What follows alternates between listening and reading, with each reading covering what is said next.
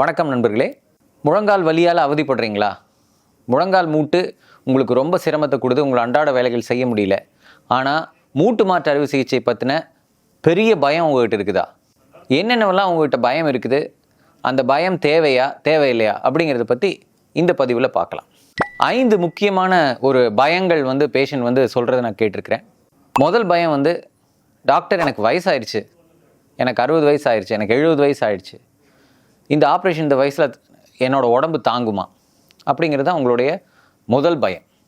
நம்புங்கள், எந்த ஒரு சின்ன ஆப்ரேஷன் பண்ணுறதுனாலும் எந்த நோயாளிக்குமே இந்த ஒரு பயம் இருக்க தான் செய்யும்.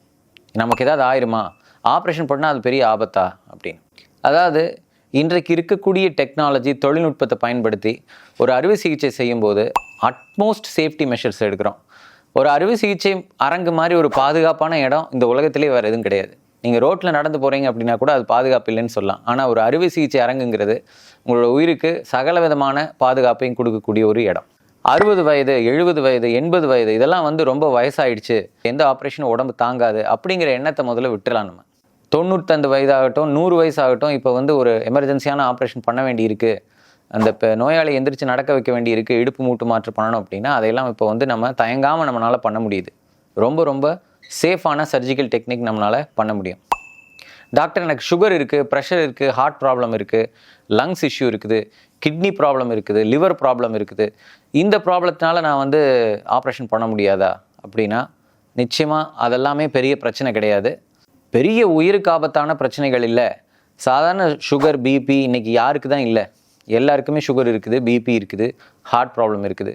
இந்த பிரச்சனைகள் எல்லாம் ஈஸியாக சுலபமாக ஆப்ரேஷனுக்கு முன்னாடி செக் பண்ணி சரி பண்ணிக்கலாம். இதெல்லாம் சரி பண்ணிவிட்டு இதையெல்லாம் ஆப்டிமைஸ் பண்ணிவிட்டு இதற்கு உண்டான கன்சல்டேஷன்ஸ், கிளியரன்சஸ் எல்லாம் எடுத்துகிட்டு தான் நம்ம சர்ஜரி பண்ணுவோம். ஸோ இந்த ஆப்ரேஷன் பாதுகாப்பானதா, சேஃபானதா, இதுலேருந்து நான் வெளியே வருவேனா அப்படிங்கிற பயத்தை நீங்கள் முற்றிலும் விட்டுறணும்.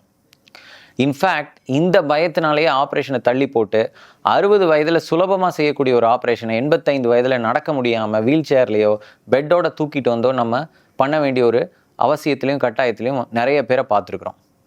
ஸோ 60 வயசில் சுலபமாக இந்த ஆப்ரேஷனை எந்த ஒரு பயம் இல்லாமல் பாதுகாப்பாக பண்ணலாம். ஸோ இந்த முதல் பயம் முற்றிலும் அவசியம் இல்லாது, அதை பற்றின கவலை உங்களுக்கு வேண்டியது.